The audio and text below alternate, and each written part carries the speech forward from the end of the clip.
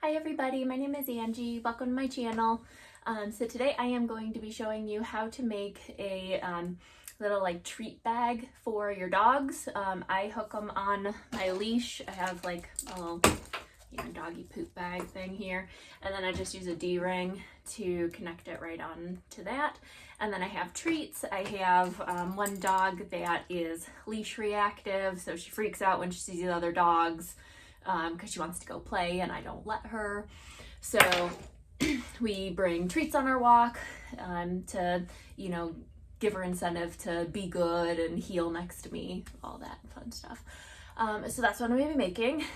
You might notice a change of scenery behind me. We had an unfortunate flooding incident in our basement a month ago. Power went out, no battery backup on our sump pump, basement flooded, and my sewing room was in the basement. So we decided to relocate my sewing room upstairs into one of the spare bedrooms. So that is, for the time being at least, that is where my sewing room is going to be, and you'll see this background here now. But yeah, anyways, let's get into it. Alright, so I got all of my pieces interfaced. You can see I did a whole lot of random piecing. These little pieces right here I'm not worried about because that is going to be in the seam allowance when I sew it. So I'm going to be trimming that out anyways. So it doesn't have to be perfect. It doesn't have to go all the way up to the edge of it. Just, these are the scrap pieces that I had. I trimmed them down so that they would all fit on here. And I had a couple of longer pieces, so I just did 2 strips. And it works. For the D-ring piece, if you do a piece of SF101 all the way across, by the time you fold it up, fold it again, and then fold it in half, there's a lot of layers. It gets really thick. So I just do one little strip down the center. This one I actually grabbed like a thinner interfacing. This was like P44F or whatever that stuff is. But you can do SF101 on this one too, whatever kind of interfacing. Just I would do like a little strip in the middle. It just gives it a little bit more stability, because that was the issue that I had with my last one. I didn't put any interfacing on the D-ring, and after a couple years of use, it did kind of fall apart, and the strap shredded. So I just do a little strip in the center there, and what we're gonna do is we're gonna fold it in half to mark our center, fold the sides in so you have it like butterflied in like that, and then fold it in again so that it encases the raw edges in the center there. So I'm gonna go ahead over to my iron and just give that a little press. Actually, I lied, I'm not going to, it's fine. We'll skip that step. Press it if you want, but I'm just gonna go ahead and sew, and I'm just gonna go and sew on either edge of that. And I'm using black thread so you're not gonna be able to see, but I stitched down either side of it. So I now have a little piece like this. And I'm gonna go ahead and take my D-ring, not D-ring, that's not what this is, a key ring. Take the key ring, insert it like that. And I'm just gonna go ahead and base stitch this close so it doesn't come apart.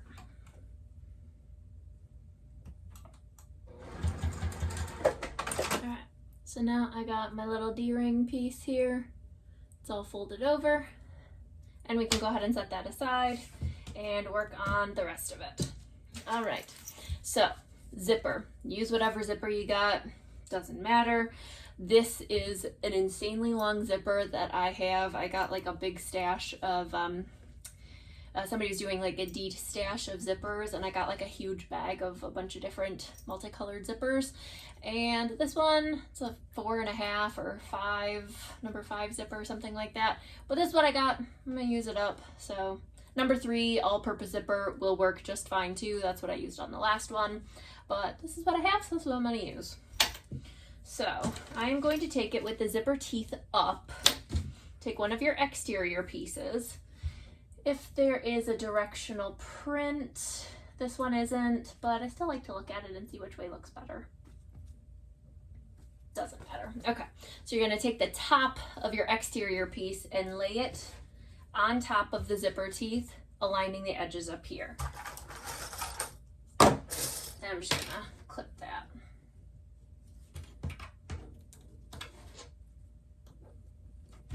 And then I'll just go ahead and baste that in place.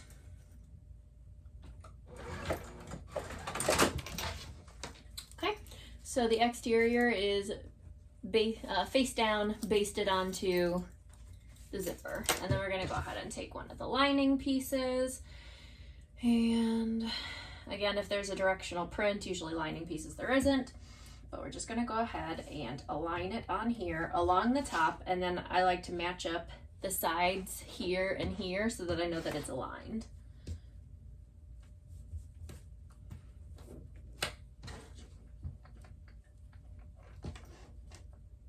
Okay. And then I'm gonna flip it back over so that I can see my basting stitches here. And then I'm gonna go ahead and sew that as close to the zipper teeth as you can go.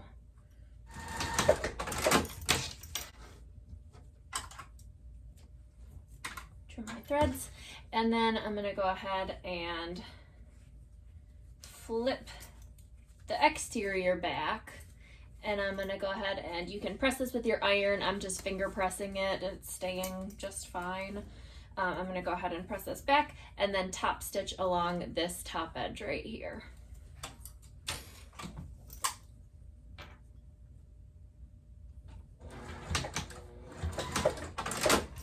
Okay.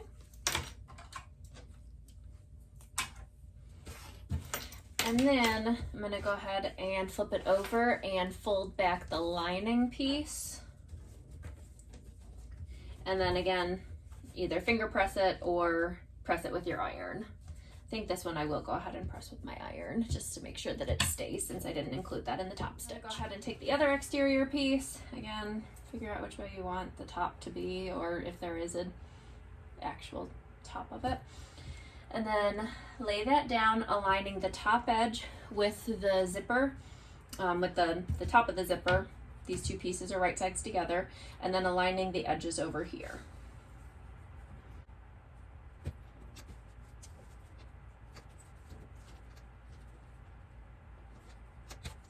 Okay, and then I'm gonna go ahead and baste that.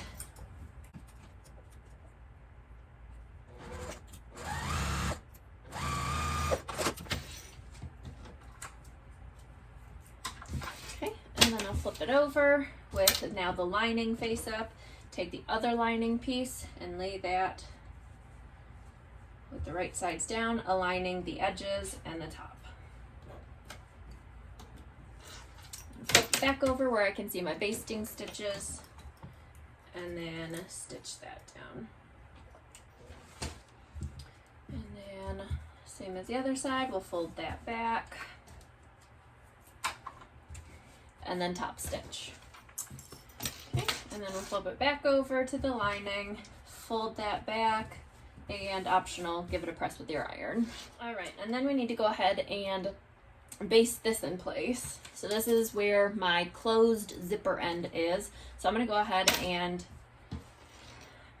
just let it hang over the edge, like maybe 1/8 of an inch, and then just down, it's all the same print so it's hard to see, but just down, maybe like, I just eyeball it, maybe like 1/2 inch down from the edge of the zipper. I'm just gonna go ahead and clip that and baste that in place.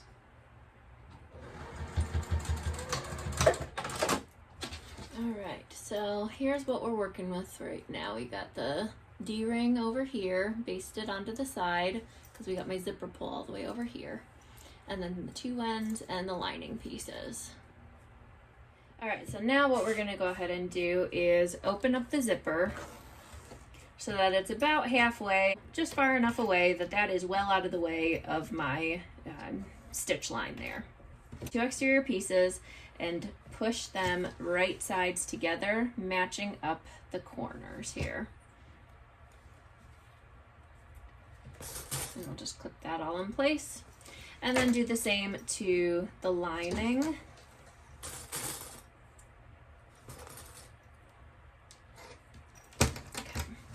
And then I think I'm gonna go ahead and box the bottom of this one so that it has like a flatter bottom. Probably not necessary, but whatever, I'm gonna go ahead and do it. So let me grab my ruler.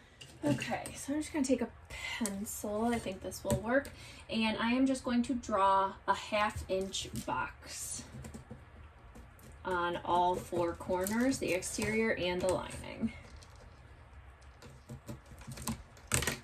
Okay. And I'll go ahead and trim those off.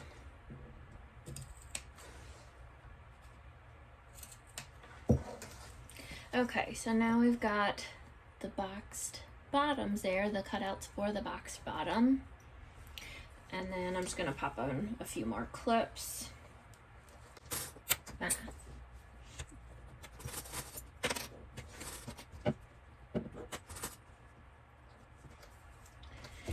And then for the zipper part of it, to get the outside of it lined up nicely, we're gonna take the 2 exterior fabric pieces on either side of that zipper and line those up.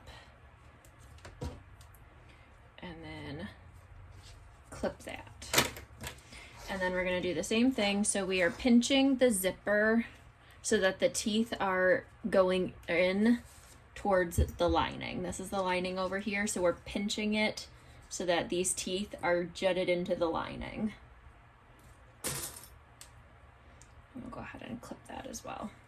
Okay, and then we'll just go ahead and sew around the entire thing. So here's the lining up here, so I'm going to go ahead and start here and just work my way around. I'm not doing anything with these box corners yet, and I'll just leave an opening at the top, just big enough to get this thing turned. So I would maybe only sew, like, it's a pretty small project, so you maybe only want to sew like 1/2 inch to 1 inch on either side there. So I'll go ahead and do that. And it's such a small project, I'm just going to use a 1/4 inch seam allowance. I think that'll be fine. And I'm back stitching at the beginning and the end of all seams.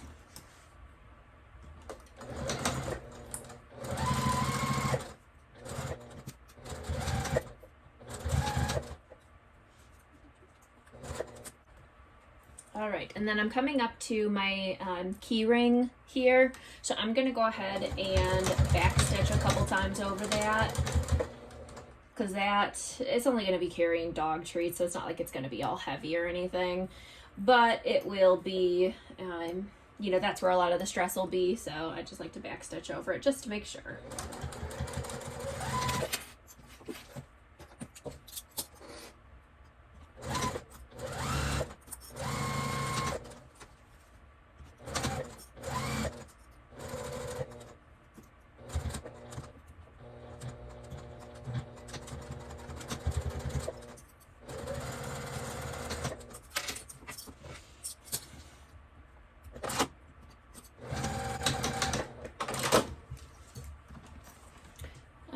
So here's what we got. We sewed all the way up and around, and you can see the little bit that I did, like piecing these together.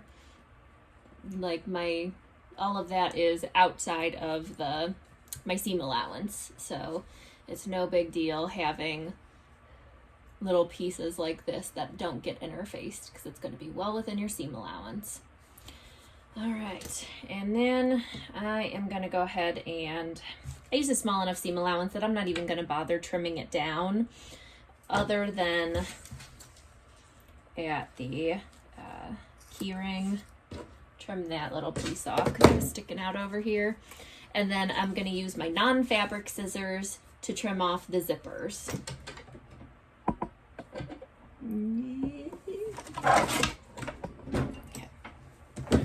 So I have another pair that I have specifically for cutting non-fabric type stuff, like zippers or paper or whatever.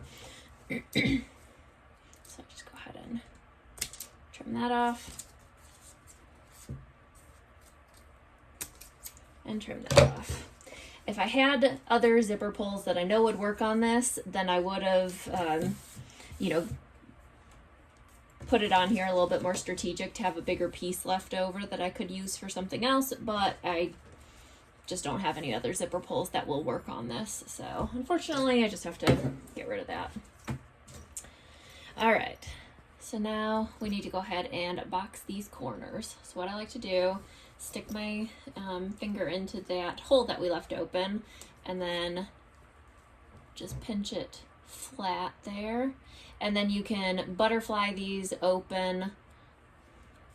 You can butterfly them open, or you can nest the seams like in quilting, where you push one way, one this way, and one that way, which is usually what I like to do. It's just easier for me. So I'm just going to go ahead to all 4 corners and do that. All right, so I got all 4 corners clipped, so I'm just going to go ahead and sew all of those at that 1/4 inch seam allowance.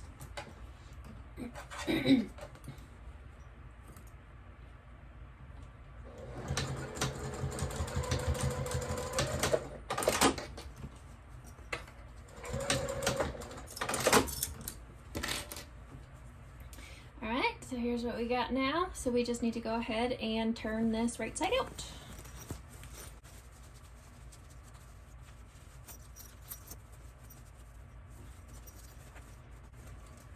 So I'm poking out the corners on the bottom here. And then from inside through that hole in the lining, poke out the exterior as well.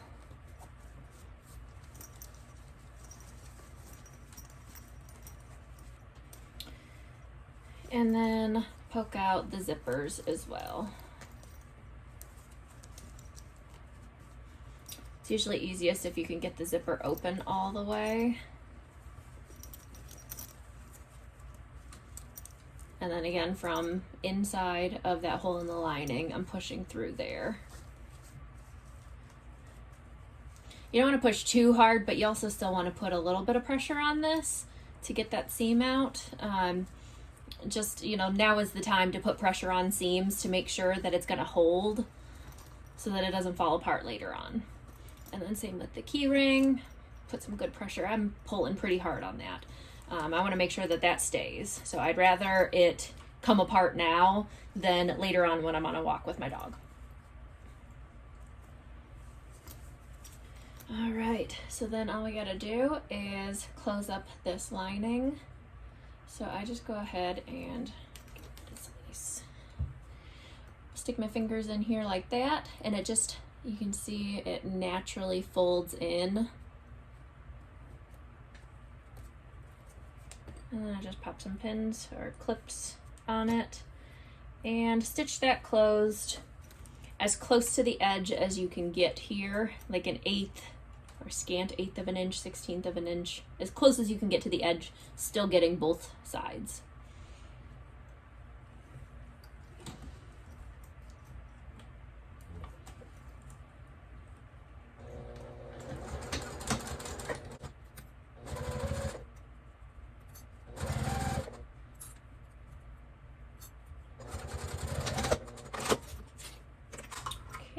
My seams or my threads here.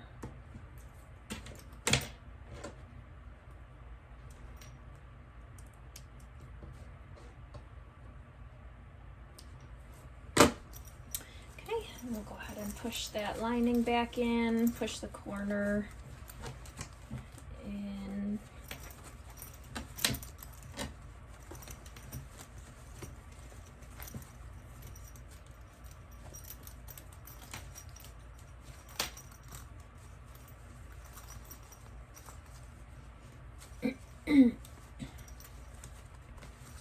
Okay, and then we'll go ahead and zip it up, and there we go. All right, so then what I do is I just take, I have the little key ring on here, so I go ahead and take that, and you can, I mean, you can take this and put it directly onto the leash. It's got, you know, the opening on the key ring, and you can put it directly on there. It just takes a minute to do, and if I want to wash it or something like that, you know, it's just easier. I have one of these little clasps for the poop bags, and I just go and hook it right on there. And there we go. And as I'm walking, I got the treats handy right in there, and oh, she was in here. She heard her leash, so she came running. So that is what we do, and then I can just go ahead and fill it up with some treats as I'm walking, and they're nice and handy. I can just go in and grab some, toss them to her while she's being a good girl and not freaking out. And there we go. Here's my little troublemaker. This is Ellie. All right, so I mean, this can be used in a lot of different contexts, but this is what I'm doing for a little treat bag for my dog. But it would be great for a little, you know, coin purse to throw in your purse. Not that a lot of people use coins anymore, but you know, something to throw your chapstick in, or you know, if you don't feel like carrying your wallet or purse around, it's a nice little thing to hang on your keys. So yeah, that is it. So if you like this video, make sure to give it a thumbs up. Leave a comment down below if you have any questions, or if you make this and enjoyed it, let me know. I love hearing about that stuff in the comments. But I will talk to you guys next time. Bye.